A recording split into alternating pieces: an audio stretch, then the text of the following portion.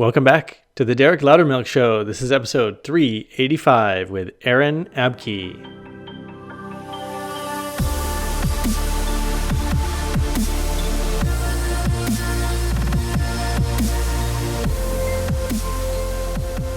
Today our guest is one of our most popular of all time, and he's back on the show, Aaron Abke. And today we are going to cover a range of topics from how Jesus performed his miracles to why higher density or higher dimensional beings are choosing to incarnate on Earth at this time. We're going to talk about the tragic history of the civilization and the planet Maldek, which was basically exploded, destroyed in a war, which is now the asteroid belt in our solar system. We're going to talk about how language and money are spiritual mechanisms of control on Earth, and we'll get into the difference between the legal system and law and how these zombie entities are set up to essentially trick people into a debt slavery system. There's a lot here, so let's just get right into it. Here is the interview with Aaron Abke.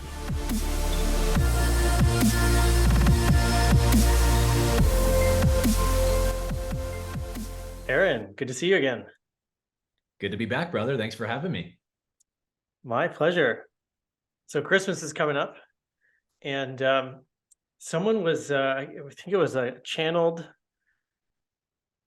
someone was doing a channeling. I don't know if you know Tyler Ellison. He channels Ryo. And someone asked a question, why was Jesus able to manifest things so quickly? And he was talking about one thing that Jesus did was two things. He was in alignment with what the universe already wanted to manifest.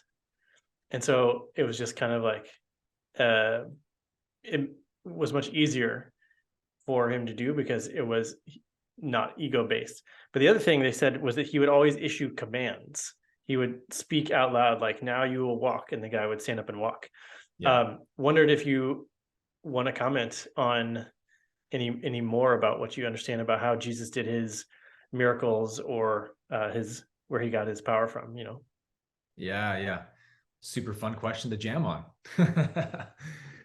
Well, so the way I've been coming into this understanding myself through really heavily studying Christian science and New Thought and science of mind, which kind of go into this area of the miraculous especially, is that God is like law, principle, in that it will demonstrate itself infallibly when it's applied correctly. And so a miracle, we could say, a healing would be like someone applying the law of God correctly. So obviously Jesus was performing these miracles, as does any great sage or avatar, from his own level of deep realization of his God awareness. So I think to an extent, we have to raise our consciousness to a certain level before miracles like that become possible for us. Because, for example, in the Law of One, Ra talks about how consciousness works just like an electron or a proton or a quantum particle, in that we know that a quantum particle cannot do work, which is a physics term, right? Unless that particle has a charge. So without a charge, there's no ability to do work in physics. And Ra says the same principle applies in consciousness, that consciousness has to have a positive or a negative charge before it can do work, before it can actually apply itself metaphysically to reality. And so our charge that we're talking about is what Ra calls polarization, right? Positive or negative. And so on the positive polarity, all the different powers that would come with unity and oneness, such as physical healing, such as bilocation, teleportation, we could go on and on.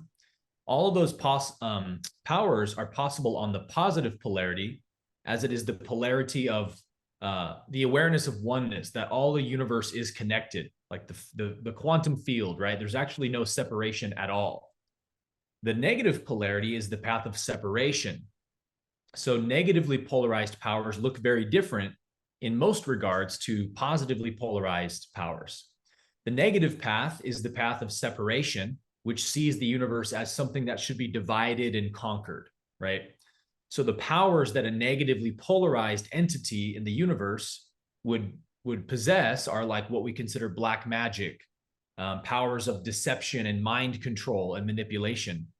The negative path thrives on taking energy from a host because the negative path in itself doesn't have any power. It is magnetic, right? So it is inward pulling, it's absorption, it has to take in order to have. Whereas the positive polarity is radiation, outward moving. It has all the power within because of its awareness of oneness. So Christ was performing these positively polarized miracles all the time because he had gained a certain charge in consciousness to be able to apply those laws and principles of reality. So for me, it's more like, am I abiding in the awareness of the creator in all things? When I, like I did this growing up in church all the time, physical healing and stuff. When I'm laying hands on someone and praying for them, am I actually aware in that moment that only God exists in this body I'm touching? Which means ultimately, in reality, there is no sickness in this body. There is no disease, no discord or disharmony of any kind, because God is the law of perfect health, perfect wholeness, eternal life, right? So in the Course in Miracles, Jesus says, I raised the dead by knowing that life is an eternal principle. So Jesus somehow was able to apply that knowing in a quantum way through the mind, through consciousness, such that the particles in the person's body have to obey that realization.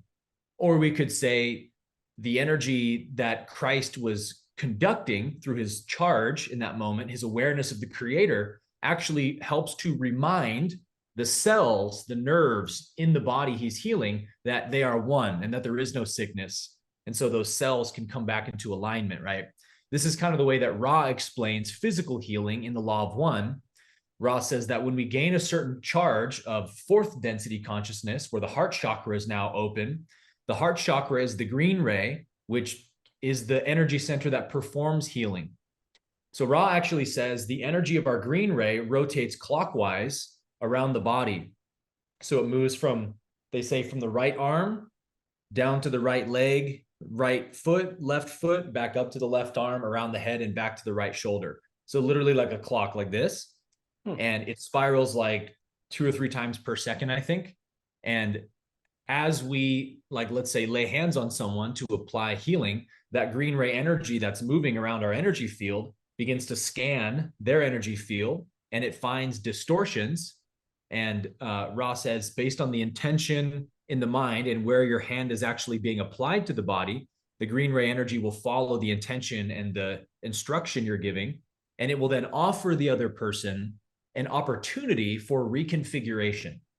But Ra says the caveat is the person receiving your green ray energy has to receive it and be open to it and accept it.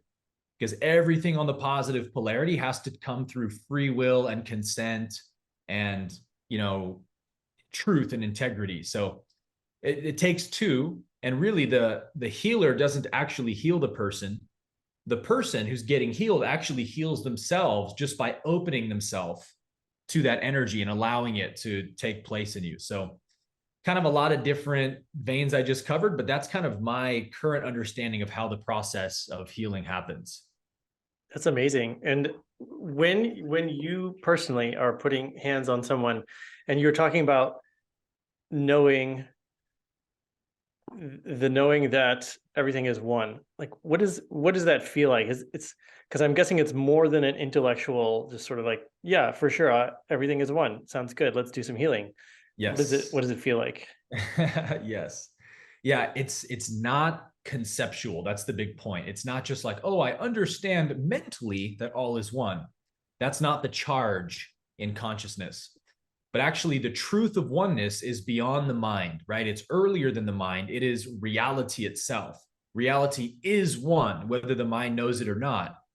And so when we connect to that knowing, that principle of oneness, we actually feel it happening within us. We feel it in our being, sort of like, I could say, a deep, overwhelming reassurance or assurance that all is one. So we actually feel peace come over us. We, for example, don't actually perceive that there is an illness to be healed in front of us. And here's what I mean by that. I believe that illness is kind of like a shadow being cast into the body from the mind, meaning that all sickness is ultimately in the mind. Based on what? Based on our essential belief that there is separation from source, that we are separate from source. And that goes a lot deeper than any of us realize, right? If you're even perceiving a physical or material universe at all, you believe you're separate from source. Because there's not two different universes, right? A physical universe and a spiritual universe. And we don't leave the physical universe and go to the spiritual one to get our problem solved and our body healed, right? There is really no physical body. The body is pure spirit, but our mind sees it as physical, something that's separate from the spirit, right? From eternal truth. And it's not. It is the creator appearing, but the mind makes it a physical object and then separates it. And then now sickness and disease and discord can manifest in that body. And so Jesus was so aware that only God exists and God is perfect health, perfect wholeness, perfect abundance. So there can't actually be sickness here. But in the same way that when we dream at night, we can have all kinds of experiences that seem to be real. If we believe we're separate, and especially if we believe we're unworthy of love, or we're lacking acceptance, or we're afraid, or we have all these different distortions in the mind, they will have to manifest in the body at some point. And so it's kind of like a shadow, right? If I have a tree and it's obstructing some light, there's going to be a shadow of a tree on the ground. Mm-hmm. And we look at the shadow and we can't get rid of the shadow by trying to remove the shadow, right? Because it's just a projection coming from the light and the tree that's obscuring the light. So we have to go cut down the tree, the physical tree, if we want the shadow to be removed, right, from the ground. And no matter how much we try to remove the shadow, it will never move because it doesn't exist really, right? It's an illusion. So it's like, what if sickness is like that? What if sickness is being projected like a shadow from a belief in the mind that says there is separation from source? There is a lack of health present here and now. That's like a tree in the mind, an object that blocks the light of truth from getting into the body. And so then some kind of sickness happens, right? That's what I mean when I say that it's an illusion, in that really the whole universe is an illusion because it's impermanent. It's constantly changing. Whatever appears will disappear, which means it's not actually real in the eternal sense. The truth of God is real and eternal because it doesn't change and it always exists. And those truths are health, wholeness, perfection, abundance, and so forth. So it's like, to the degree my awareness is tuned in to eternal truth, I can apply that eternal truth and correct those misperceptions that happen in the mind. This is why so many people don't get healed until they heal their traumas, right? Trauma work is a huge element of physical healing because those deeply ingrained beliefs we form through our traumas. I'm a victim. I was abused. No one loves me, blah, blah, blah. They become like those trees that block the light of truth, those objects in the mind that cast shadows into the body. So that's what, science of mind, how science of mind kind of sees it. And it's like the laws of math, for example, are eternal and unchanging. So if I have an equation like 5 + 5 = 9, I can't pray and ask the gods of math to make my equation true. You know what I mean? It's not true. All I can do is come into the right understanding of the laws of math, which say that 5 + 5 = 10. So like the mistake we make, and it might seem subtle, but it's huge when it comes to metaphysical laws, is it's just like law of attraction, right? We always say law of attraction. If you're chasing something, if you're begging for it and asking for it so much, you're kind of implying you don't have it to the universe's language. You're saying, I really am lacking a special relationship, so please give me a relationship. You're really just saying, I don't have a relationship right now. And so that's what you tend to attract. And so we just say, like, get into the field of consciousness and imagine what a perfect relationship feels like, and just get turned on by that visualization and feel the joy of it. And then you're asking for it from the universe's point of view. That's what we're saying with physical healing as well, is that if I believe there's really a physical sickness here, meaning reality has actually been damaged in this person's body, and I'm asking for reality to be healed, well, reality can't be damaged, right? That's an illusion in the mind. So I can't make a physical sickness real in my mind and then try to heal it. I have to understand the physical sickness isn't real. It's an illusion in the mind only. And from that level, healing can happen. A correction from that level can happen. And that's the big mistake most people make when they perform Reiki or pray for healing, is that they think they're really asking the universe to heal a physical problem. And there actually isn't one. There's just the cells in the body that respond to these negative beliefs of the mind. And so when we correct those beliefs, the sickness is corrected in like form. I'm realizing that I think I have a hack or like a halfway there point with Reiki, at least. So what I find is most effective when I'm doing Reiki is like if I intend for them to, you know, be whole again, and then distract myself, which is like have a conversation, and then like it's, you know, the energy is moving on its own, but I take my focus off of it. Like I do it on purpose so that I'm not thinking about like me putting energy into a person. And that's when it seems to actually have success. Yes, that's another huge principle of healing, is to get your mind off the problem. Stop focusing on the problem at hand, because you're giving it more reality when you do that. So the analogy I give for this is if we're in a 7-story building, and let's say that floor 1 represents like hell on earth, the worst imaginable reality. Floor 7 represents heaven on earth, the most divine possible reality.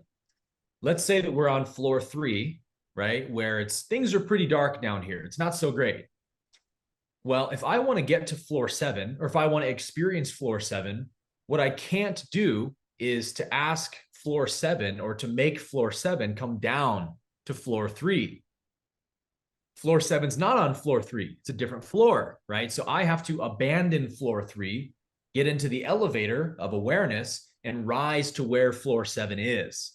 So again, coming back to how aware are you of the perfection of the creator here and now? How aware are you that there is no absence of good in this present moment? Only what you believe, right? Only what you think. And so when I rise to floor 7, then I experience floor 7. And the harmony and the health and the wholeness of floor 7 will start to demonstrate itself in my reality. You're so full of wonderful analogies and explanations. I feel like I hit a home run asking you about that already. You mentioned Christian Science. My ex was a Christian Scientist, and she told me the first healing story that I ever heard was she worked at a summer camp, and one of the horses like fell in a ravine and broke its leg, and they were sort of far away from camp, and they're like, oh no, and they're like, whoa, let's just heal the horse. So they all gathered around and unbroke the leg and rode back to camp. And I was like, amazing. Really? She was like, yeah, we all saw it. We all did it. And I was like, well, I really want to see that. First of all, you know, I was super curious. But so there's a lot of, is what you're talking about, you know, what I think it was Mary Baker Eddy who started that track. Is that sort of what she realized and is teaching through Christian Science? Is that what it's based on? Yeah, Mary Baker Eddy, I believe the story goes that she had a big accident one day. She slipped and fell on some ice when she was walking with friends during the winter. And like, I think she like cracked a bunch of ribs in her back or something, and really messed her back up from the fall. So she was bedridden in all kinds of agony. And the doctors were like, oh man, you might be in bad shape. Like you might never walk right again, you know? So she's laying in bed and she's like, bring me my Bible. And someone brings her the Bible, and she shotgun opens it, and she goes to a certain verse. I don't remember what the verse is or what it says, but the verse in her, it ignited something in her that made her go, wait a minute, do I really believe that there's an absence of health here? Well, if I believe there's an absence of health in my body, then I have to believe that there's an absence of God in my body. And is that true? Can there be an absence of God anywhere in the universe? I don't believe that. And so this realization was ignited in her to such an extent that it lifted her consciousness to that realization. She felt this joy at the understanding. And that was, I think, the charge we talked about earlier, is that whenever we connect to divine truth, it is felt as bliss, joy, release, expansion, right? So she felt that, and instantly her back, the bones, whatever, came back together. She was healed, and she jumps out of bed celebrating. And her family's like, oh my God, what are you doing? Get back in bed. You're going to hurt yourself. And she's like, oh, I'm healed. I have no pain. And that moment changed her forever. And I mean, she was like in her 50s or 60s when that happened. And she went, I've got to teach this. I just experienced a living example of it. I got to teach this. So she opened the First Church of Christian Science sometime later and started teaching these principles of divine healing. And what's interesting to me is the correlations again with the law of one, of what Ra says. Ra is asked in one passage about what third density planets were like eons ago, maybe universes ago, before the concept of the veil of forgetting was put around third density planets. So for those not familiar, Ra says that this density we're in, the third density out of all 7 in the universe, is the only density that has a veil of forgetting, meaning we incarnate here and we don't remember our past lives. We don't remember the laws of the universe and that we're eternal and all that stuff. We just wake up in a human body and think that's all we are, and we just go along our journey, right? Well, Ross says before that idea was conceived in the universe to block out the memory of souls incarnating here, then third density souls had full memory of all their past lives, just like every other density does. Full knowledge of how the universe works and that all is one, all is the creator. And so Ross says when third density beings back then were injured, the body would respond with pain, just like it would now, only to alert their attention to where the problem was. Let's say I break my arm. Oh, my arm hurts. Oh, the arm's broken. And then they could just apply healing to it and heal the arm. Or if they burn themselves or something, they could just cut off the pain mentally. Now that the message is received, oops, I burned myself. I'll take care of this wound. I don't need the pain anymore because I know there's a wound here. They just cut off the pain mentally. So that's possible for us in third density because that was the norm in third density before the veil of forgetting happened. It's that we're under this veil again of separation, that we think we're separate. We think there's such a thing as the absence of God, AKA health, right? And so we live under this delusion and we co-create a reality of sickness on this planet. And so I think that to a large extent, disease and sickness are inevitable for us in third density because all of humanity is like one single mind. Ra calls it the social memory complex.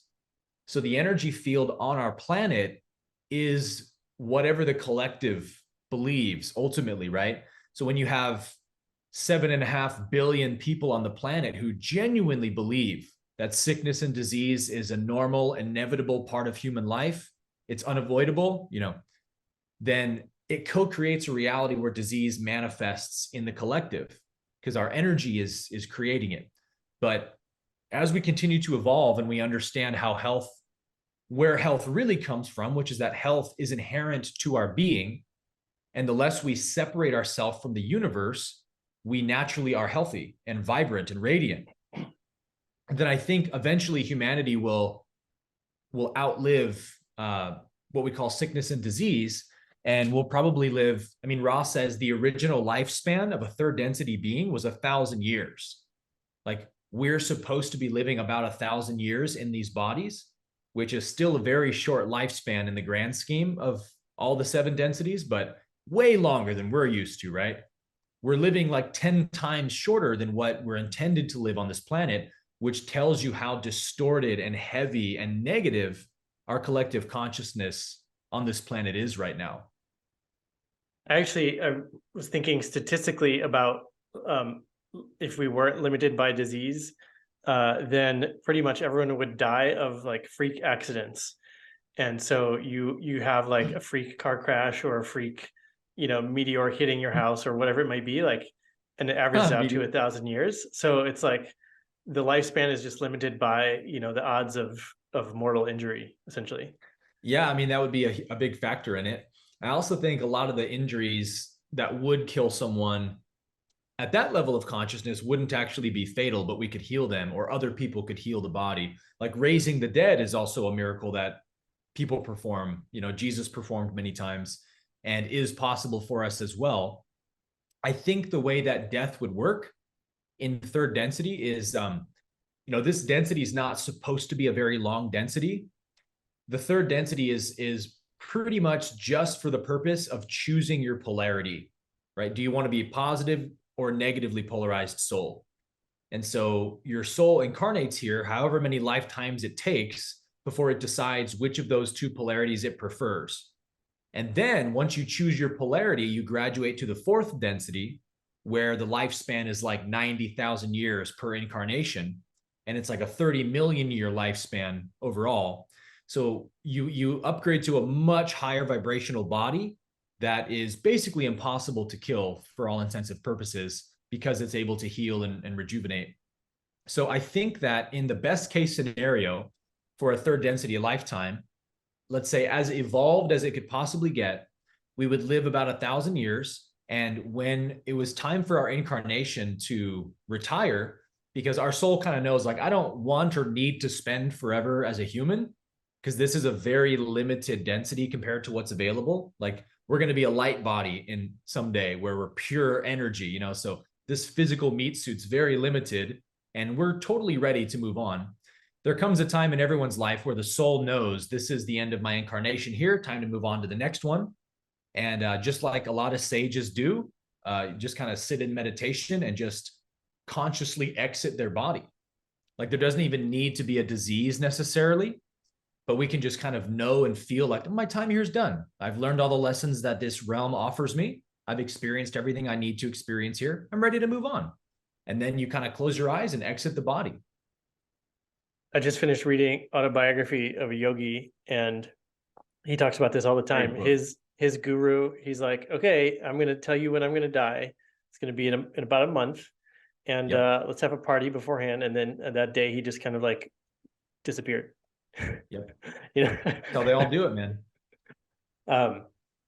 Speaking of, have you heard of this guy Babaji, who's mentioned in that book? Babaji, who's like pals with Jesus? Is that right? They were like from the same time I'm period. Sure they are. Yeah. My understanding from that book is that they sort of made a deal. Jesus was like, I'll be the one to go to the other side and do my work, and Babaji was like, I'll just be immortal here and work from this side. I was like, yeah. Do you remember the story in that book where Avatar Babaji and a bunch of devotees are up on the mountains in the Himalayas or whatever, and this guy runs up the mountain, because apparently people hike the Himalayas to find Babaji up there, because many people have had, even some gurus alive now have said that they've encountered Babaji in those mountains. If you climb high enough, people have these experiences where he appears and has a conversation with them. So many yogis would do that in those days. And this one guy is climbing up the mountain and sees their camp and runs up to them and prostrates at Babaji's feet and says, Master, I've traveled far and wide and I've hiked this mountain looking for you. And now I devote myself to you forever. Please take me as your disciple. And Babaji says, if you really want to be my disciple, throw yourself off this mountain. And so the guy gets up and runs off the mountain and falls to his death. And then Babaji tells his devotees, like, go grab his body and bring it up here. And so the devotees go down the mountain and grab his body and hike up the mountain with it and put it in front of Babaji. And then he raises him from the dead and says, okay, now you can be my disciple. Yeah, super, super dramatic. And the test was like, if you actually believe that he's worth following, or you got it. Yeah. Wow. Do you think? Are you willing to die for this? Do you think you could do that? Good question. You can't really know the answer to that question unless you're in that moment, right? Have you ever had a time where you've done something that you maybe previously didn't believe was possible, but then when it came time to do it, it was just like pretty straightforward? Yes. I don't know about if it was easy though, but I have had things where when the moment arises, your soul rises to the occasion in a way that you weren't sure that you had within you, right? I've experienced things spiritually speaking that I once struggled to believe were possible. And then to, like, healing, for example, and then to experience it firsthand like that kind of alters your perception permanently. Like, okay, now I have no way to doubt that this is possible. I have first evidence and experience of it. So now I have to adjust the way I live in reality according to this, right? Yeah. Yeah, I think that partly that's what's underlying my fascination with superpowers. Like, I'm from Missouri. We call it the show me state, but there is something that, like, as soon as I sort of see it, then I will understand it's possible. And now it's like intellectually I understand that, bilocation is possible. Or so I was practicing. I was trying to spin one of these little psi wheels. Like, you put it on it's like a tinfoil wheel, and you put it on a point, and then you just try to get it to rotate with your mind, like very basic telekinesis. Telekinesis, yeah. And I got it to move like one time. And then I was like, oh, I get it. But I had to experience it in a way. Mm-hmm. When I was like 23, I was just leaving. I was in the point of trying to leave my religion because I'd outgrown a lot of the dogmatic beliefs, and I was expanding into like higher consciousness ideas and stuff. And there was a church called Bethel Church in Reading, which is a very famous church in the Christian world. They do all the kind of biggest worship albums and stuff. And I heard about these people that were like able to stick objects to the wall with their mind, starting with like quarters and pennies and dimes. And so I was like, oh, I want to try doing that. And so I would sit in front of my wall and just have like a quarter and just stick it on the wall and remove my finger, and it would just fall every single time for about 20 or 30 minutes. And then after 30 minutes, I'm doing this and I'm just like, no, it's going to stick. And I'm just watching, just like in a flow state, not even thinking like, oh no, it fell again. Oh no, it fell again. Just doing it. Right. And then I put my finger away at one point, and the quarter stayed there for like 7 to 8 seconds on the wall and then fell. And I went, so I put it back and it fell like 3 more times right away. And then I put it back a 5th time and it stayed for 20 seconds. I went, oh my gosh, put it a few more times and then it stays permanently. I go to bed, wake up the next morning, still on the wall. And then I started sticking quarters and pennies to, because people are like, well, maybe some adhesive in the paint of the wall, Sure. And like quarters are pretty heavy, man. I don't think you could even do that with glue, but I would try to prove people wrong by sticking it on, like really smooth wood on your cabinets, like glossy, shiny wood, sticking on my cabinets. And then I finally did it on a marble fireplace. Like, what's slicker than that, right? And so once I was doing it with that, I started trying like spoons and other metal objects. And I got a spoon to stick to my wall. And I have pictures of all this on my phone, actually. I'll hold up some of them to the camera, see if you can see it. But that was one of those things that altered my perception of how reality works. And it's like, okay, so mind has a lot to do with reality. Clearly, I'm not exactly sure how or why this is working, but I taught many other people how to do it. This is a picture of the spoon. That's amazing. This was like great prank material. Yeah, yeah. Why is my shoe on the ceiling? I would stick quarters to like the corner of cabinets so that most of the quarter was hanging off. So I got a big glare on my phone, sorry. It's kind of hard to see. Can you see that? Okay, yeah, yep. So like 3/4 of the quarter is not touching anything. Yeah, interesting. So it's like, so how do you explain that? It's a fun question to contemplate. Interesting. So there's something, my hypothesis, there's something there about like the continued intention for it to happen. Yep. which is why I always say to people, don't just pray once for your healing. Pray is the loose term I use, by the way, for applying the laws of consciousness in your awareness. You know what I mean? Like, remember that there's no such thing as sickness in reality. Apply the truth of wholeness in your awareness. We can call that prayer, let's say. We're not asking or beseeching an entity in the heavens to do something. We're trying to connect to a law that exists. But let's call it prayer for convenience sake. Don't just pray for your healing once and then be like, "Oh, bummer, it didn't work." It's like, look, how many times have you looked at your body and said, let's say you have cancer, right? How many times have you looked at your body and said, oh, there's a tumor in me. I really am sick with cancer. Hundreds, thousands of times. So why do you think necessarily that you should be able to just look at it with a new perception once and it'll immediately obey?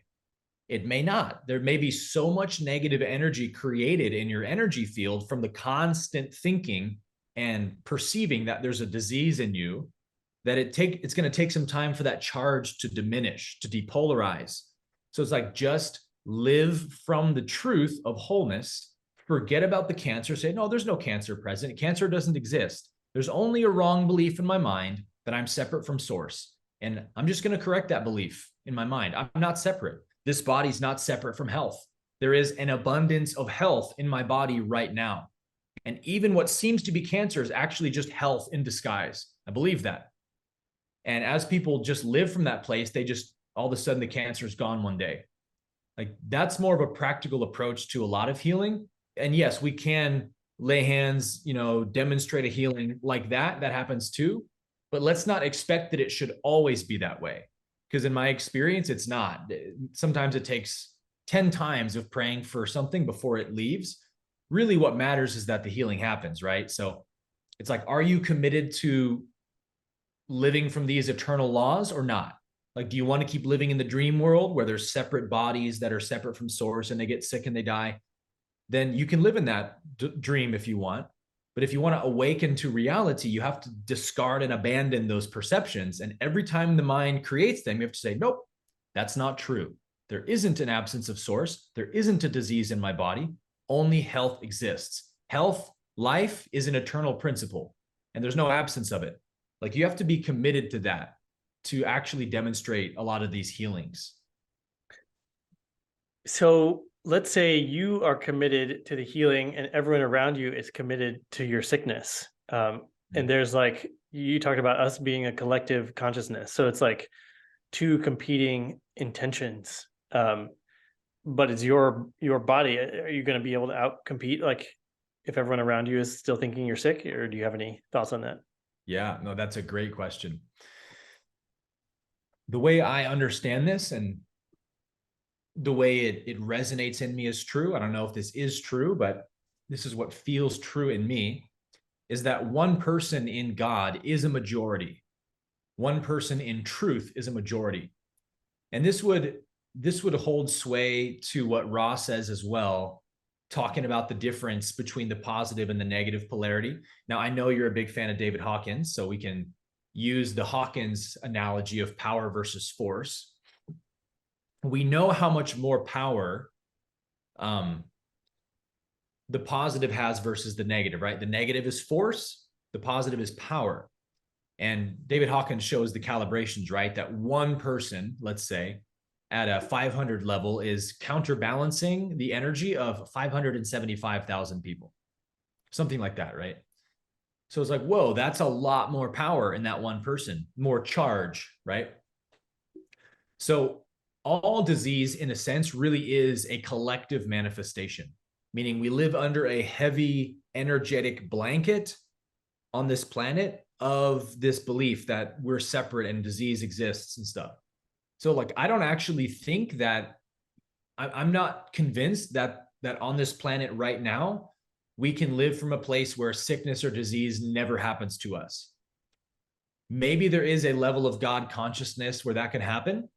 But, many of the most famous sages who were at these incredibly high levels of consciousness, they got cancer and they got sick and died from disease. So I think to an extent, it's a collective manifestation. But I think that if you want to heal yourself, if your intention is to be healthy and whole, then you can always heal the diseases or sicknesses that manifest from the collective. I do believe that, because that's what the law of one seems to say. And when you ask the question, well, why did Ramana Maharshi then die of cancer? Why didn't he just heal himself?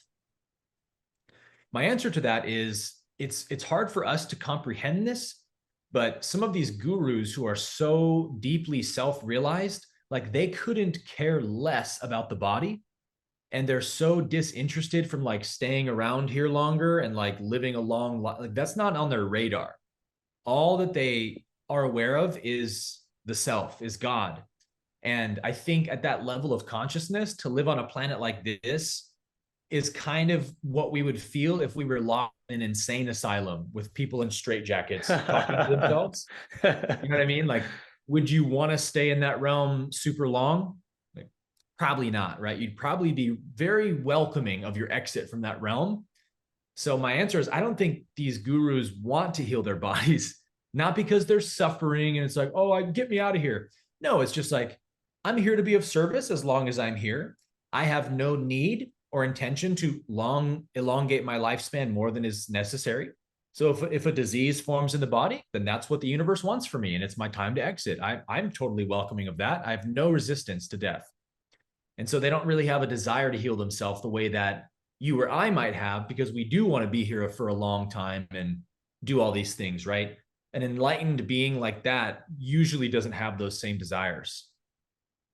Going back to Autobiography of a Yogi, I feel like someone gets sick and then one of their disciples is like, I need you, don't go. And they're like, okay, since you asked, like, I won't, I'll heal myself and stay around longer.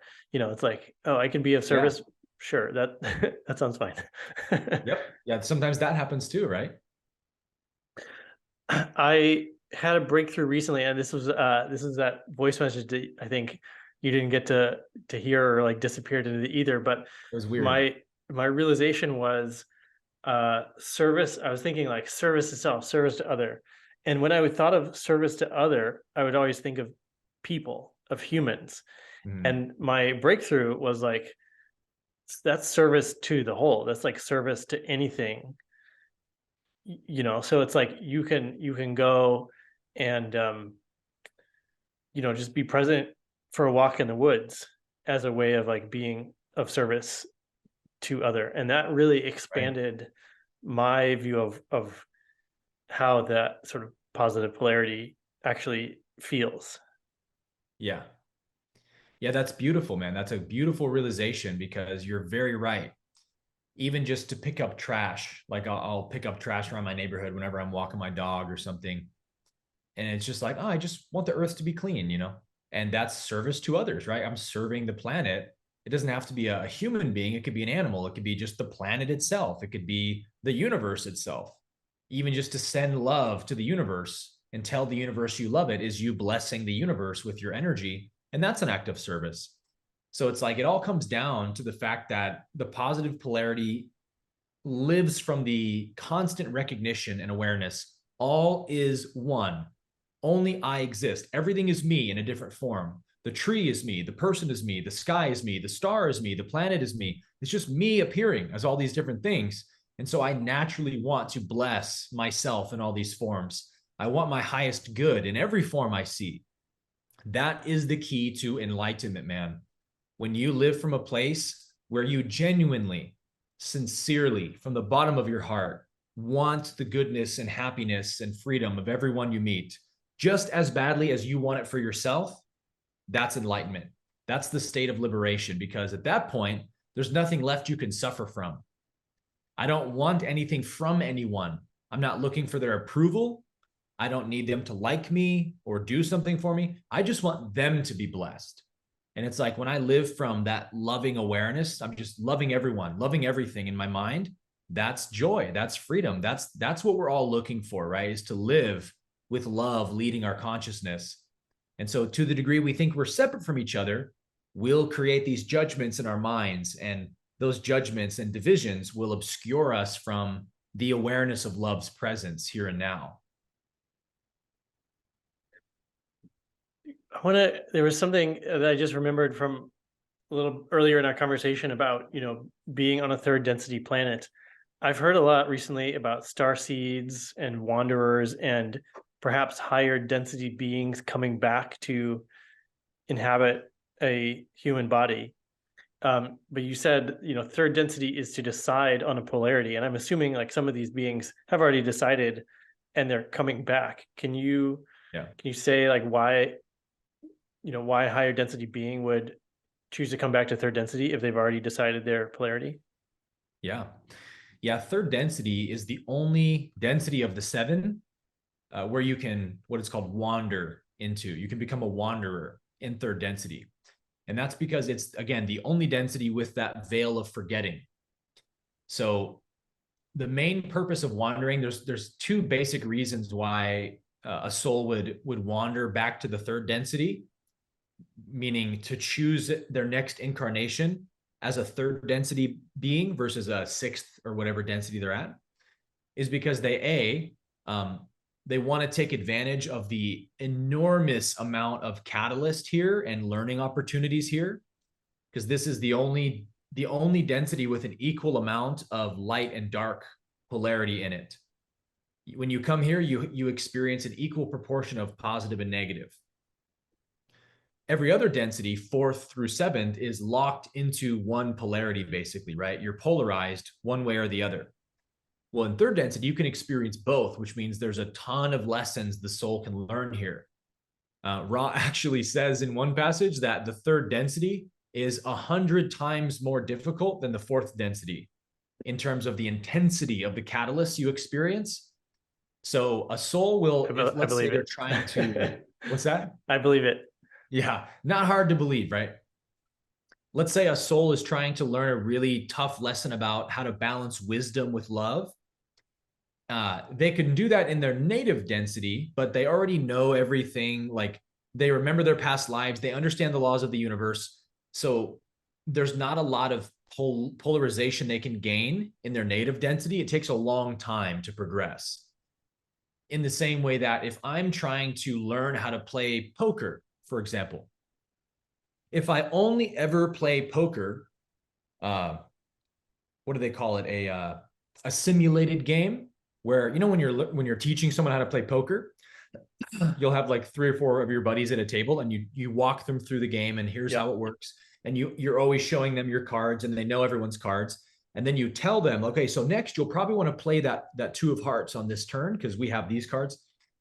It's like, okay, that will teach them the basics. But like, how much can they really learn how to play poker well when you're only teaching them like that, right? At a certain point, you got to shut those things off and play by the real rules, which is you don't get to know anybody's hand and you don't get to know anything about what we're doing. You have to play the game in your own mind now and see how you fare.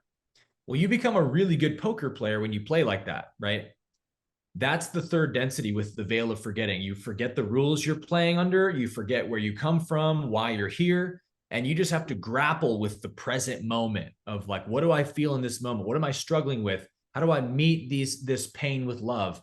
And that gives the soul a lot more charge, a lot more polarity. So there's a risk reward for higher density beings to wandering. The reward is they can gain a lot more polarity in a much shorter period of time by coming here, where the lessons are super intense and super consequential, right? But the risk is that they get karmically involved here and they make a few mistakes where they have to reincarnate a few more times to correct those mistakes. Like if they end up murdering someone on accident or whatever, like in a car crash, their soul's going to feel so much remorse from that they're going to have to come back and karmically make recompense somehow. So there's a risk reward there. But the second reason souls will incarnate into third density is during a graduation period where that planet is eligible for the next density and it's not quite tipped to the positive yet, meaning there's a chance it can go to the negative. So positively polarized souls who are ready to incarnate, they can also be of service by choosing to undergo a human lifetime to bring their higher vibration, their higher level of consciousness to the planet and raise the planet's vibration, and then hope to kind of tip the scales to that positive polarity. So that's another way a soul can gain a lot of polarity, by being of great service, right? It's a really great act of self-sacrifice to say, you know what? I was about to go have a beautiful fifth density incarnation, but I saw that there's a struggling planet over here called Earth that might go negative, and a lot of souls are going to suffer if it goes negative. So I'm going to put that fifth density incarnation on hold, and I'm going to go back to third density where shit gets real, and it's going to be not a very easy lifetime. I'm going to have to deal with a lot of pain, right? They'll choose to do that for the planet's benefit. I'm guessing because that would involve being of service, that a negatively polarized being wouldn't do the same thing to counterbalance it. Yes. Ross says that negative beings it's very rare that a negative being wanders back into third density once they've already graduated to fourth density negative or higher, because negative polarity is so difficult to gain. You have to gain it literally by conquering people and enslaving people, which is a lot of work, man. So they're not willing to take the same risks that a positive being is willing to take. Meaning, if a positive being gets karmically involved on Earth, well, they can make up for that just by forgiveness and forgiving themselves, forgiving the person, and all that. They can make up for that polarity pretty quickly if they want to. A negative being has to go through another cycle of conquering and enslaving people and creating a power structure that they dominate. That's a lot more work. So it's like the treasures that the negative path wins, they don't risk, they don't gamble with them. You know what I mean? Only if there was some really great reason for them to wander. Like, let's say that they need a certain level of negative polarity to graduate to the fifth density negative, and they've not been able to get it in the fourth. So they're like, look, let me just go back to third density. I'll try to be the most evil, selfish human that's ever lived, gain a bunch of negative polarity, and then I'll graduate to the fifth density. In some rare cases, they'll do that. Otherwise, it's like, yo, I'm not risking that I bump into a guru in that lifetime and become positive, and lose all my negative polarity. The biggest risk is bumping into a guru. It can happen, man. That's how they get you. That's how they get you. Do you have a sense? Are you personally like a native third density being that's deciding, or have you wandered in? Do you even know about your own self? Yeah, it's a good question. So Ross says that there was a lot of wanderers from the 1980s, I believe. There was a huge influx of wanderers. Dolores Cannon also says this. She has a whole book on the new waves of wanderers coming here. So Ross says that there's like 65 million wanderers already on the planet by 1981, because all these souls were incarnating here to try and tip the scales to the positive, which Ross says they actually succeeded in doing.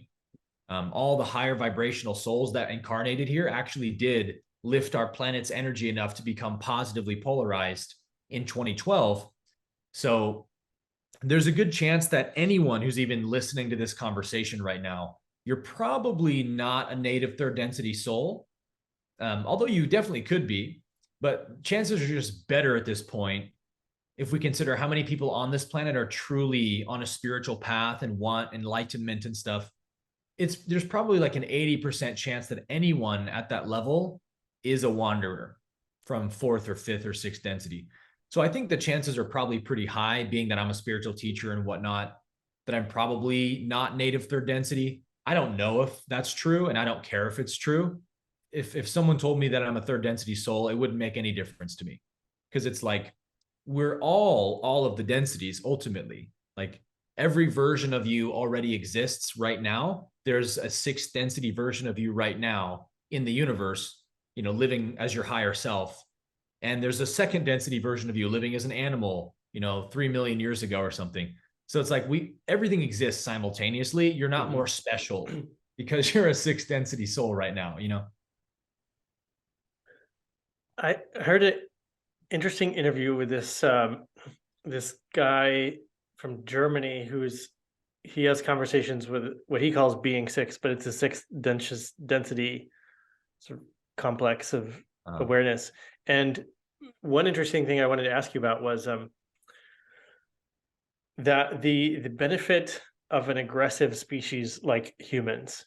So they're saying like right before coming back to seventh density, right before everything is back to wholeness, um, there's like one last being in sixth density that's negatively polarized, and that has to be resolved and reintegrated somehow. Um, and that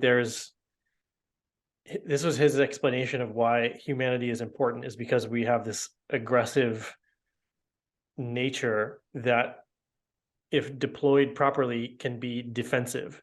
And like for all the beings in sixth density that could be influenced by the sixth density sort of negative polarization, there needs to be some defense against that, in order to sort of resolve that last bit of negative polarization. Any thoughts on that concept?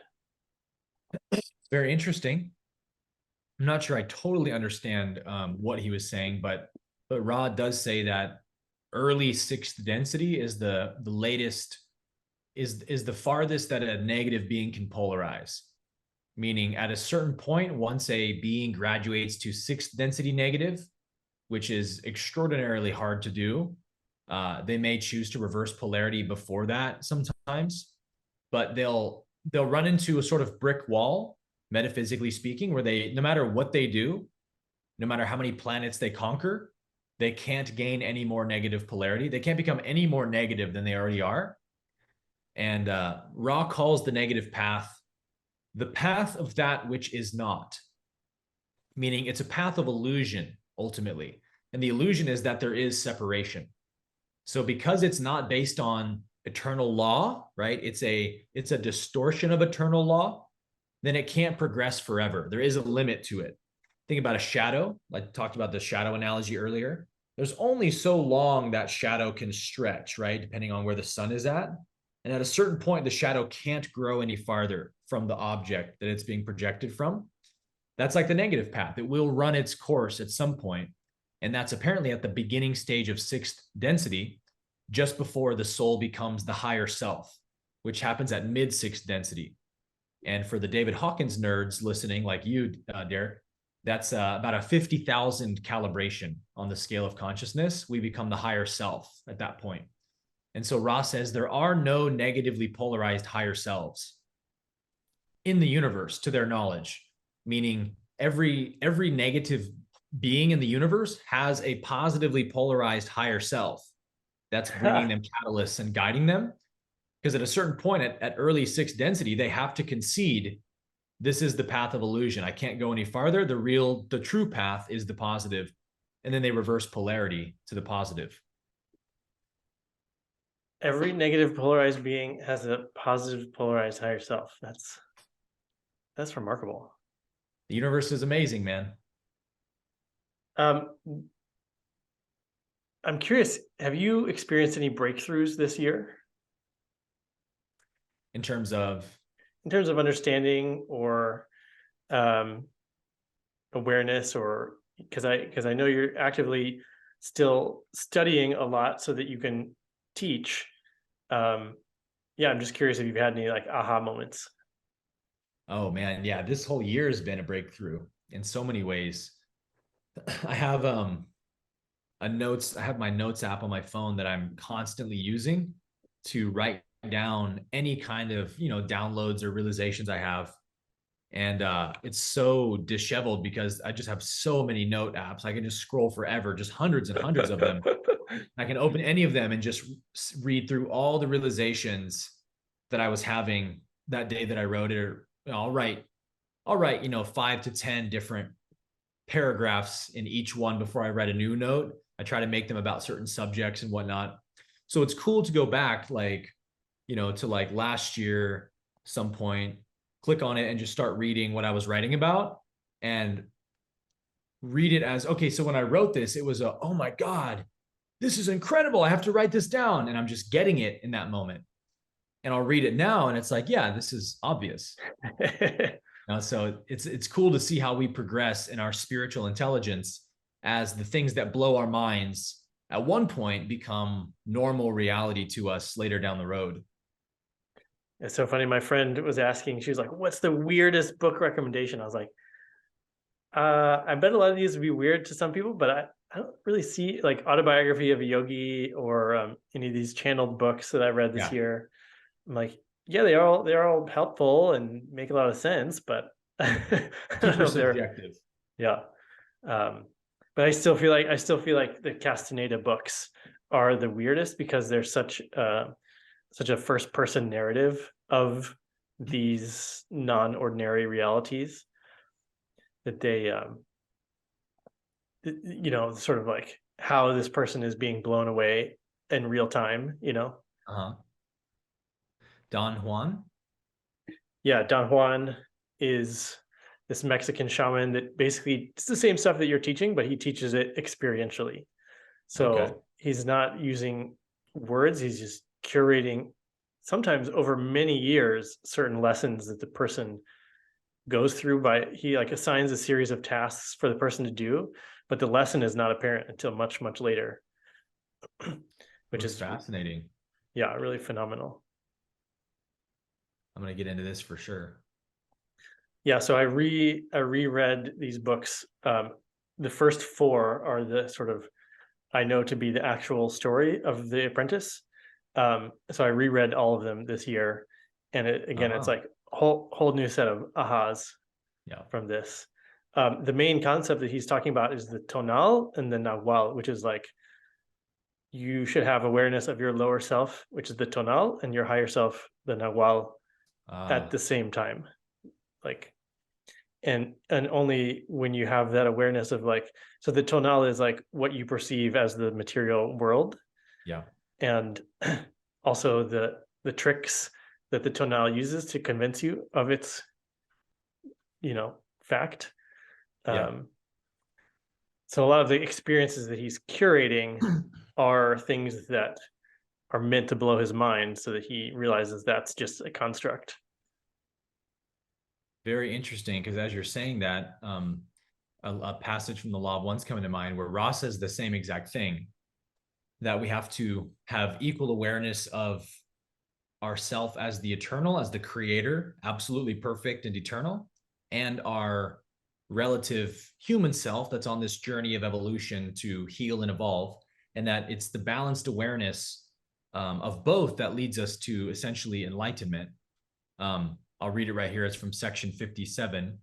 Ra says, "The seeker seeks the one. This one is to be sought by the balanced and self-accepting self, aware both of its apparent distortions and its total perfection. Resting in this balanced awareness, the entity then opens the self to the universe which it is. The light energy of all things may then be attracted by this intense seeking, and wherever the inner seeking meets the attracted cosmic prana, realization of the one takes place." Beautiful passage. I love that you just had that up and ready to go. I just pulled it up real quick on Law of One. So yeah, I love that, man. Let's see, there's a bunch of, let me go back. I'm gonna look through my notes to see what did to get your comments What's next about on the docket?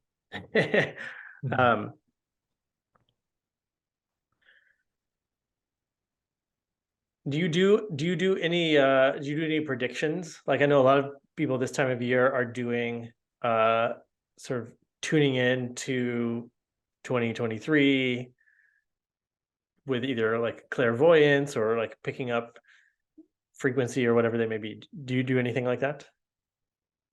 No, I don't do any kind of psychic work in that regard, at least not now. I definitely have my own kind of predictions and assumptions of where I see things going based on where things are now.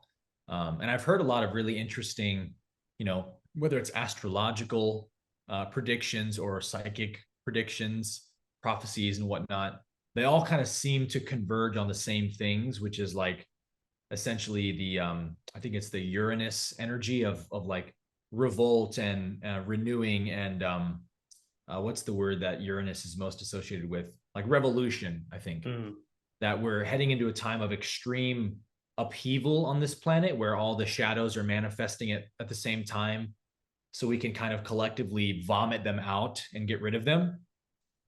And so there's going to be a lot of, probably more war, a lot of like public dissension and overthrowing of the power structures that be, which obviously needs to happen at some point if humanity is going to evolve into an enlightened civilization. We have to create a completely new system, whether that means we violently overthrow the one we have now, or if it's a peaceful dissolution of just people deciding to stop participating in that system and just we create our own new systems and the new just outgrows the old.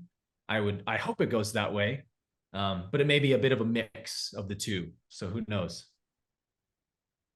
Yeah, it's interesting. Like, it's better to burn out or fade away. The that rock and roll lyric. So like, would an old system be able to fade away? And just like, hey, remember when we used to use US dollars? Like, whatever happened to those? Like, I feel like it would be much more like kicking and clawing on its way out kind of thing. Oh, for sure. Yeah. If and when the old system dies, it will die kicking and screaming the whole way. But that will be the system's own doing to themselves if they make it a painful death process, right? It wouldn't be on our end of things, meaning those of us who have recognized the old system was based on corruption and power and service to self. And we just say, okay, I'm a being of love. I'm a being of service to others. So I just can't participate in that system anymore because it doesn't serve others, right? And we just walk away from it. We start doing something over here, a new system of money or currency or whatever. The old system will just slowly lose power over decades and decades, such that it won't even be recognized until it's halfway through its death. It can happen that gradually. Or it could be this kind of huge overthrow where, like, we might actually see this happen right in 2023 and beyond, where the central banking systems that secretly run the planet are trying to impose this digital currency on everyone. And they already woke up so many people from the COVID stuff that's like, no, we see who you people are. We see the games you play. We're not participating anymore. Whatever you say for us to do, we're doing the opposite. So you want us to use a digital currency? Nope, not interested. A huge segment of the planet is definitely going to do that, right? Myself included. So what's that going to look like? If they're going to try to force it on that 50, 60% of humanity that refuses to participate, well, then there's going to be some kind of clash that has to happen, right? Where whether it's through an actual type of civil war or military type of conflict, it's not going to end well if that's what the powers that be choose to do. But I think from my perception of things now, they kind of know they're on a ticking clock. I think they understand that their time is running short in terms of keeping the power structures they have in place. They know that humanity is awakening. And I think actually COVID was kind of their test run of, let's kind of test the planet out to see how controllable they still are. Let's do the full pandemic stuff, force them to lock themselves indoors, strap a mask over their face, take whatever injection we tell you to take, and all the other stuff. And I don't think they expected the amount of resistance they got. I think that they were very disappointed in the amount of people that resisted. And so that kind of woke them up to, okay, if we're going to pull this Agenda 2030 Great Reset thing off, we got to go all systems blast right now because these people are waking up to us and they're pushing back pretty hard. So I think for that reason, that's where they seem to be to me. They're very aware of the collective consciousness and they work based on that relationship. So I think we're going to see a desperation attempt probably to force digital currency and social credit and ESG. And the question is, how will humanity respond to that enforcement? Will we come up with a more enlightened approach of transcending it, or will it be the fight's on type of approach? And if it's the latter, then our evolution will take a little bit longer, right? Because we're going to have to overcome the karma of that for a while. But to me, it's inevitable that the old system is perishing and will perish at some point. Could you sort of characterize more broadly, like, if positively polarized people are in conflict with negatively polarized people in third density, like how would that typically play out? Yeah, so the positive polarity only polarizes by honoring and protecting free will. So a positively polarized being would never fight a negative and like try to take them down or whatever.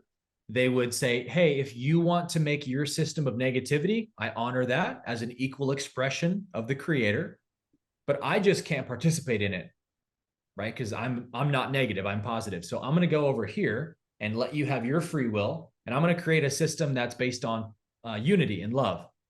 And that's how the positive fights, so to speak, the negative, is that it one depolarizes the negative by not resisting it, because as we said earlier, the negative fully depends on taking power from people. And one of the ways you give power to the negative is you fight it like an enemy, right? If I make you an enemy, I'm giving you a lot of power in my mind. You really are a strong, dangerous, and scary threat to me. So I'm going to do everything I can to fight you. Well, that's how they gain power over you, right? Mm-hmm. The positive depolarizes them by saying, oh, you're nothing but God. I have no fear of you. You're one with me, my brother. I love you. It's like, oh, well, then what can you do now to control that person? They're not playing the game with you, right? So it's like, I'm not participating with you, but I also don't see you as an enemy or a threat at all. And so it just takes all the wind out of the sails for the negative path. Have you heard about the story of Maldek? I recently heard sort of from this person put together from sort of many different sources, including I think some books from maybe Isaiah was the one from the Bible where like this stuff was happening.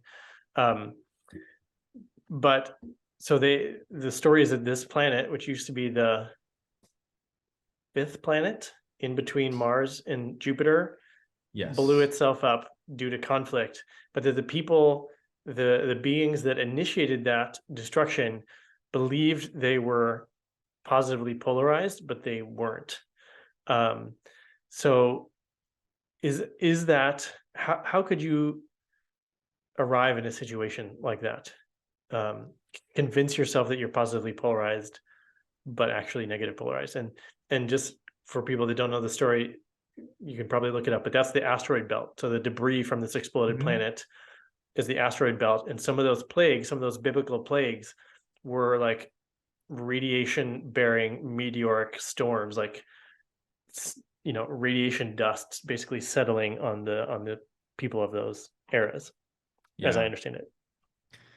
Well, I think Maldek was sort of another version of what's happening on Earth right now, in that there is a great mixture of positive and negative. And as we know, even in chemistry, if there's a big mixture of those two charges, it can create, you know, explosions and chaos can result. Harmony only can happen from a single polarity at a time, right?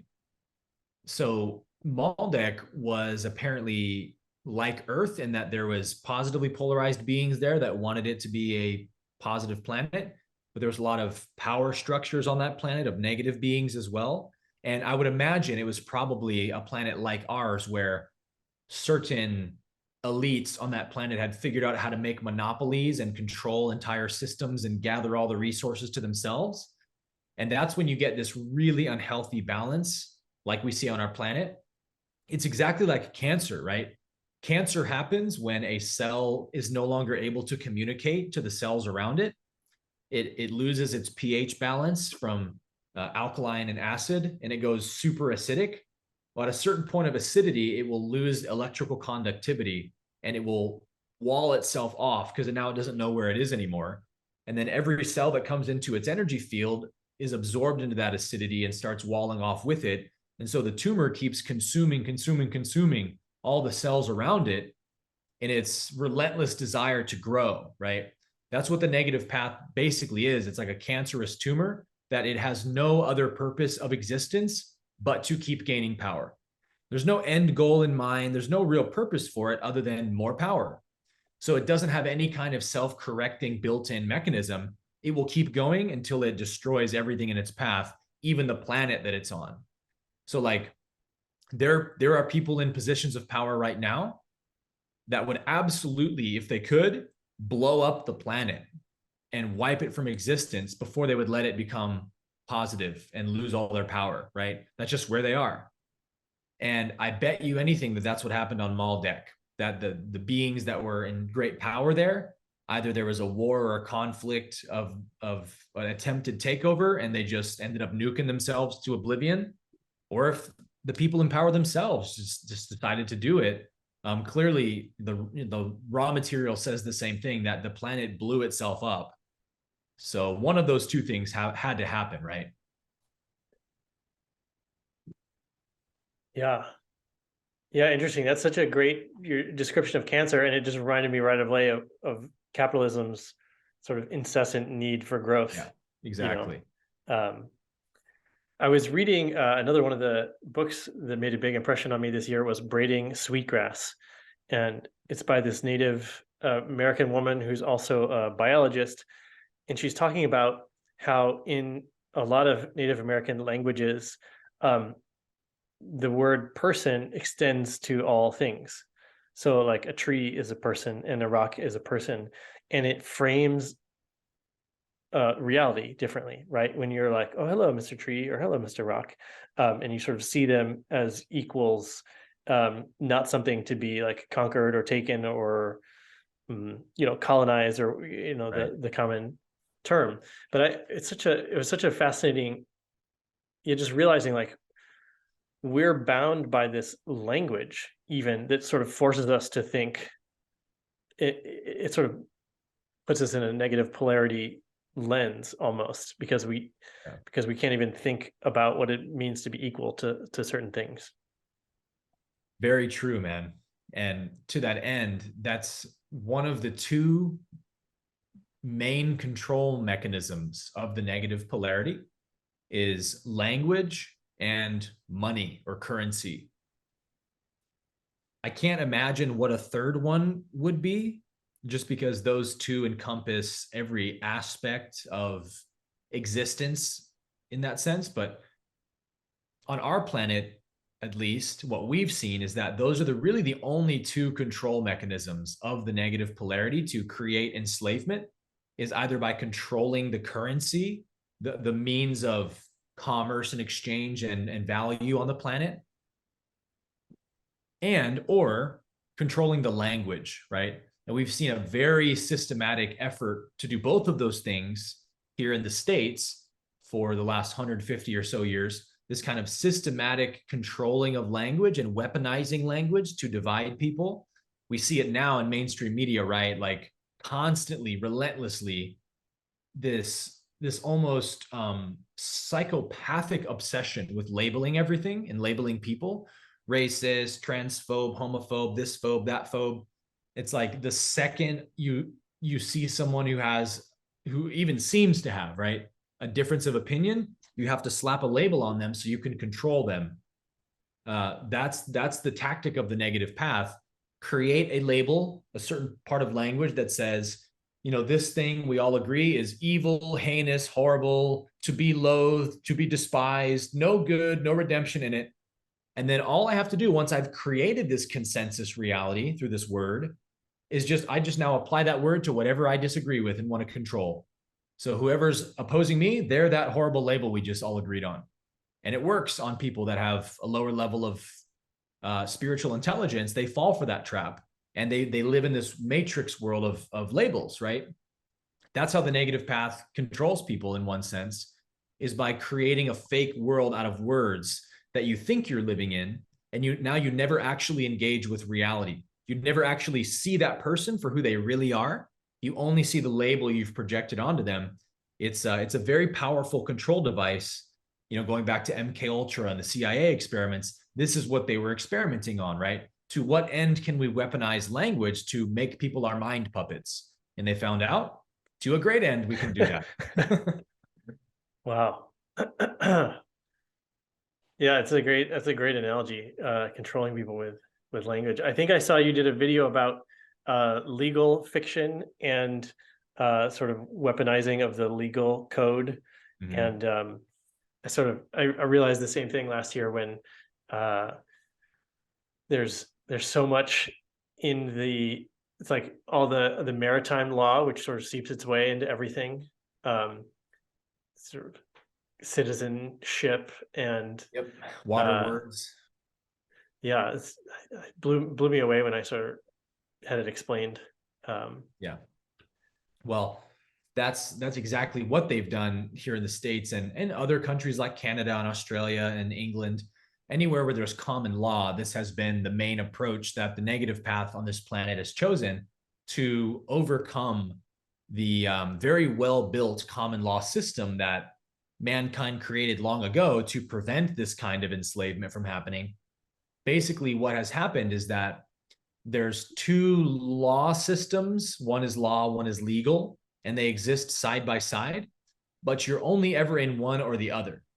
And one of them is common law, the law for mankind, based on biblical principles, based on, godly truth, right? That all men are created equal.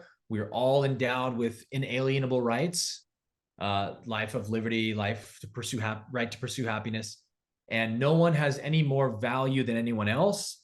So nobody can be a lord over someone, can enslave someone. That's all unlawful. But under contract law, which is maritime admiralty law, if you and I want to get into a contract where I say that you're my master and I'm your debt slave, we have all the right to do that because it's between us. It's a contract, right? We just can't force everyone else to be under that contract, right? It's a private thing. Well, so what they did was they slowly tricked everyone into believing that we live under contract law, maritime law, that's the real law system. And common law, which is also called equity law, is beneath that and subject to that. And it only is if you're under a contract. So their thing is, how do we get everybody under a contract so that now we can apply contract law to them? And they did that through the birth certificate in 1913, I think, when that law was instituted and everybody had to be registered with the state at birth. Your birth certificate is like your car's title. Whoever owns the title to the car really owns the car. When you're born, they create a title for you called a birth certificate, where they put your name in all capital letters, and then your mom signs on the dotted line, and she's just thinking that she's saying, yes, this person was born, they're under this family name, here's their record of birth, and now that they're a recorded citizen. Unfortunately, she's been deceived by the system into signing her child over as property and giving the title to the government to say, now this is our asset.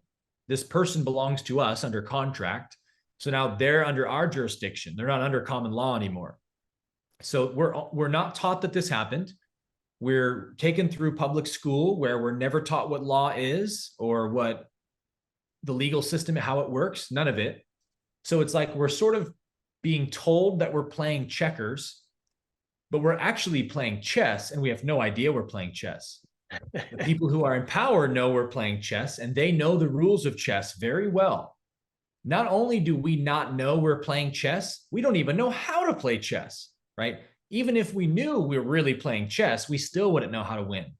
That's how disadvantaged they've made it, so that we're playing by the wrong rule set and we don't even know we're playing by the wrong rule set. So they're basically our overlords and our debt slave owners, right? So what's happening now is that people have been waking up to this fact by going back to the Constitution and the founding fathers' laws and principles and saying, wait a minute, they made a system so that there's no involuntary slavery. And why are we all slaves to the IRS and slaves to the government? Well, it's because they created a second citizenship called the US citizenship, which is actually the word citizen literally means city, means municipal, CITI, it means municipal. And then zen means a servant of in Latin. So citizen literally means a municipal servant. So if you're a US citizen, you are an employee of the government. You work for them. You're under contract with them through your birth certificate, through your social security card. You've signed on the dotted line, yes, I am your slave. You are my master, and I will do your bidding. I will follow your laws, your procedures, your codes, and your statutes, right? Now, under common law, just the fact that you exist means you're the highest in the land, means nobody can tell you what to do.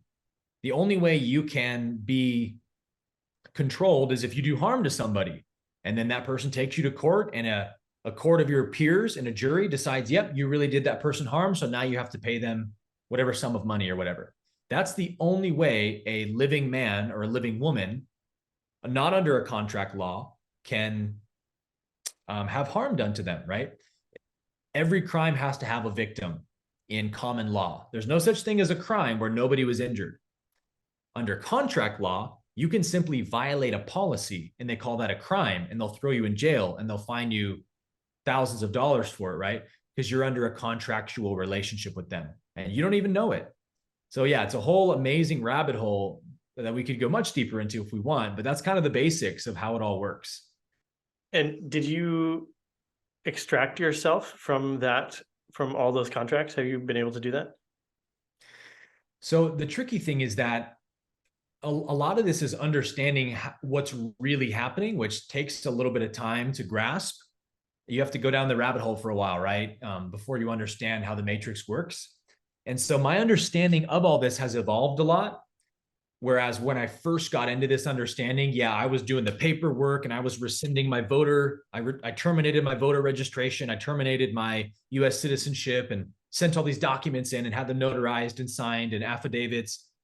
But then I started to realize, wait a minute, I'm not in the system. I've never been in the system. So I can't even leave the system. My legal fiction is in the system, right? The all capitals names corporation that they made out of my name at birth, that's what's in the system. And it'll always be in the system because the system created it. One of the maxims of law says that which one creates, one controls. So I didn't make the legal fiction. They made the legal fiction. They've just duped me into constantly representing the legal fiction without knowing it. For example, when we saw Facebook go to court, we see Mark Zuckerberg gets up and has to testify for Facebook and defend Facebook and speak on Facebook's behalf, right? That's because a corporation is a dead entity. It doesn't exist, right? A corporation can never run itself. It needs a living man or woman to represent it. Yeah. That's what the president of a company does, or the CEO of a corporation does. The word corporation literally is the two words corpse and oration. Corpse means dead, right? Oration means speak. So a corporation means dead speak. The dead speaking is what it means. So it's a non-living fictional entity that is given the appearance of existence through a living person who speaks for that organization, right? It's like a zombie. It has to feed off of the lifeblood of a living person to live. So when you get summoned into court, just look at that word, right? Summoned. What gets summoned? You don't summon the living, right? You summon the dead in a satanic ritual or a black magic ritual. You summon spirits from the dead, right? So they summon you to court because they're summoning your dead entity, not you. They can't call you a living man into court unless you've done harm to somebody and someone is testifying against you in open court, right? You can't just be called into court by the IRS and be told you have to pay money. Like, sorry, who are you? I don't know you. I've never entered a contract with you. I don't owe you anything. Well, but my legal fiction does, because my legal fiction's under contract with them. So they'll summon your corporation into court, but because it has your all capitals names, you think it's you, right? So you're just like in spirituality, you're identified with the wrong self, with the false self. And as long as you're falsely identified with this fictional self, this fictional ego, we might say, they can control you through that fictional ego. So you go to court and they say, is Aaron Scott Abke present? And they're referring to my all capitals name, fiction. And I think it's me. So I say, yes, Your Honor, present. So now I'm acting like the president of Aaron Abke Inc., right? Aaron Abke Corporation. I'm the president of Aaron Abke Corporation speaking on its behalf. Mm-hmm. Just like Mark Zuckerberg has to speak on behalf of Facebook. Mr. Facebook can't walk into court and speak for itself. It doesn't exist, right? Neither can your legal fiction walk into court and represent itself without you, the living man or woman, walking in and speaking for it. So they have to trick you into doing that by keeping this whole game a disguise. You don't ever know it exists. You don't know you have a legal fiction. You don't know your birth certificate is actually the title of property for you. And so you just think it's the person that they're talking to, the living man, when it's not, right? They don't have any jurisdiction over the living man unless they trick you into being the fiction. So you did all the paperwork and whatnot, but now it's like what you're saying is it's like the healing thing. Like you just have to realize that you were never part of the system in the first place. So, but how do you, like, what's your approach to interacting with it at this point? Yeah. Well, it's very nuanced, right? Because the vast majority of people, especially public servants, don't know that this is going on. They don't understand the matrix that they're serving and working in. They don't understand the legal fiction. So like the approach of trying to cram this down a police officer's throat when they pull you over is not a good approach, because they'll think you're crazy, or they'll think you're a sovereign citizen, and they'll just probably try to arrest you or something. So the mode of operation is very much what Jesus said: be as wise as serpents, but as innocent as doves. So you always come in peace. You always come to be in honor and do what's right. And this is the way, the positive path, the light defeats the darkness, is that what the darkness does is they steal your light without you knowing it. Once the light wakes up and realizes, oh, the darkness is stealing my light and using it against me. So now all I have to do is stand on the light, stand on the truth. So what we do in law is the passage where Jesus says, agree with your adversary quickly before he takes you into court and makes you go before the judge who will cast you into prison or whatever. Jesus actually taught this strategy: agree with your adversary quickly. And the way we do that is what we call conditional acceptance. So anyone who accuses me of owing them a debt or violating a legal code, I conditionally accept their offer right away, so that I'm not in conflict with them. I'm not opposing them. I'm saying, hey, I want to work this out in honor with you. So I'll accept these charges if you can verify that there really is a debt to be paid. So what you do is you put the truth back in the camp of illusion, and you say, hey, can you verify that this is true? And that's where the power is, because they can't, because their system is built on fraud. For example, debt. All debt is fraud. All debt is basically theft, where they steal from your Social Security account. Like most people know this, right? When banks loan you money, they're not actually giving you their money. Like they're not saying, hey, I got $100 in my bank account, in my piggy bank. Why don't you borrow it, buddy, and do what you want with it, and then just give it back to me 2 years from now. That's not what banks do. Banks never, ever, ever loan anything of their own. They don't give you any money that was theirs. So they don't put any asset in the equation. And under common law, you can't be in debt to someone if they didn't give you something of their own, right? There has to be an equal exchange of value. So what banks do is they tap into your Social Security trust, which has way more money in it than you think it does. You think it only has the money you're putting into it. The Federal Reserve assigns everyone a dollar value at birth based on how much value you'll produce in your life. Because think about it, right? We think that gold, let's say, is like the highest asset that exists because gold is worth a lot.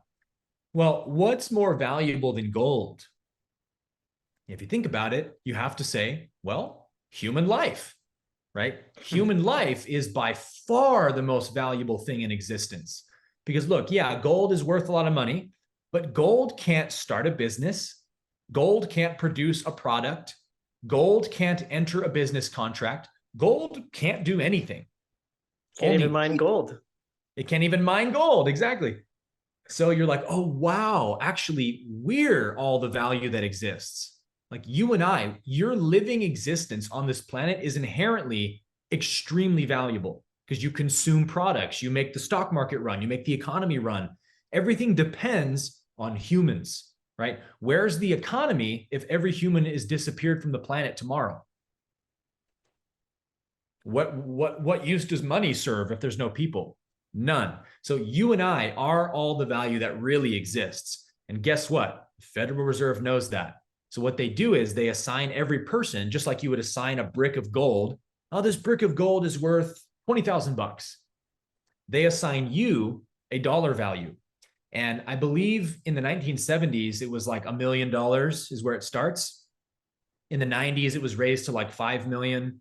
And I think now it's well over $10 million. Like just by virtue of being born, they say you're worth at least $10 million. All the money you'll ever make in your life, all the business contracts you'll enter, every cent, right, that will go through you in your entire existence, the Federal Reserve says that all belongs to us because we own them now. We have their title, their birth certificate. We have superior title to them. So that's why they assign you a value and they print money based on however much value the collateral that they have with people, with humans. So by the time you're in your 30s, your Social Security trust account has been bonded and traded on the stock market thousands of times, like a stock. People like stocks on the stock market. And if you don't believe me, you can go to a website right now, if you're listening, called gmeiutility.com, maybe .org, let me double check. And there's a search bar where you can enter your Social Security number with the dashes. So 3 numbers, dash, 2 numbers, dash, 4 numbers. And it will pull up all the companies that have traded your Social Security account, your bond, since you've been alive. And the last time I checked, mine had been traded over 47,000 times. And you can actually see the exact companies trading it. And what's funny is almost all of them are Chinese companies, like 70% of them. Really? Yep. So they're bonding you and trading you on the stock market because you're so valuable, right? And if you get a job, if you get a pay raise, if you make a lot of money, your stock, it's like when a stock goes up, right? When a business earns a bunch of money, their stock value goes up and people trade it. Well, when you start having money coming into your bank account, the system knows that and they say, hey, this person's making a lot of money. And so people start trading your account more and more. And so this is all happening while you're none the wiser. So all that a bank does when you ask for a loan is they take it out of your trust and they loan you your own money that belongs to you from birth, right? It's your value that they're trading. And then they make you pay them back for the money that they loaned you and with interest. So they're like triple dipping you without you even knowing it. Oh man. That's crazy. That's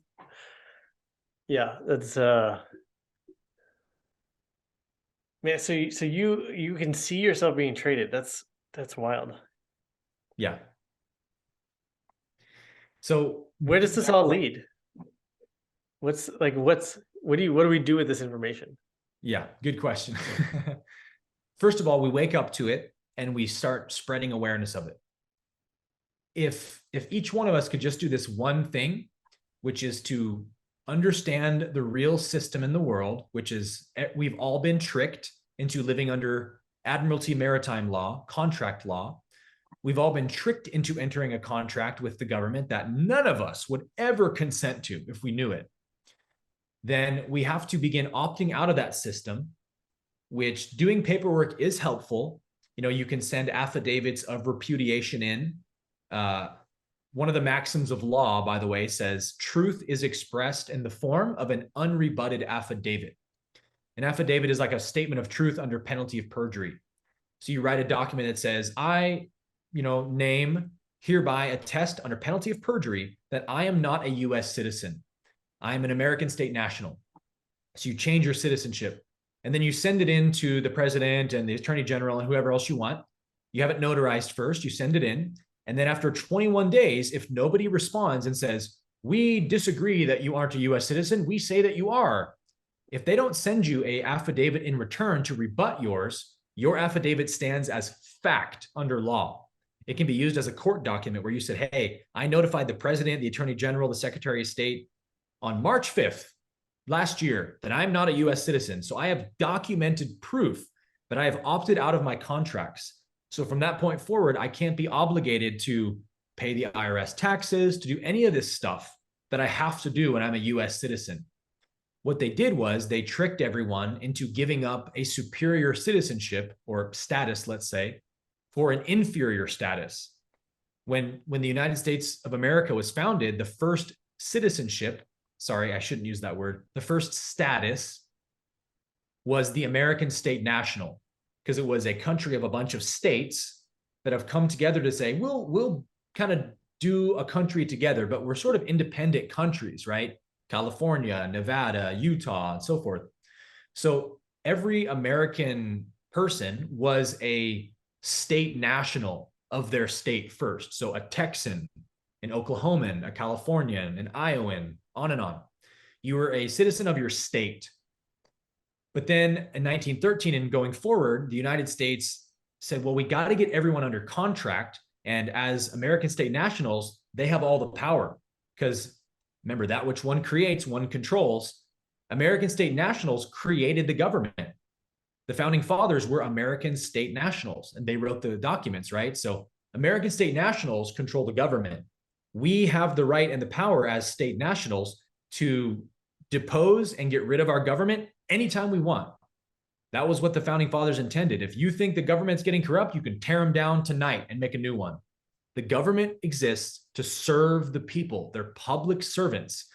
What do we have now? We have this big brother overlord organization that dominates and dictates every aspect of human life to its citizens, like we're their cattle, their property. They tell us what to do. And it's always was intended to be the opposite. So to repudiate the US citizenship, I think, is the most important thing we can do. Just get some kind of record, right? There's so many ways to do this, and there's many teachers showing how to do this. I've done it through affidavits and taking power of attorney over the legal fiction and things like that. But get a document notarized, send it in, an affidavit that says, I'm not a US citizen, I'm an American state national. And then nobody can ever tell you that you're not.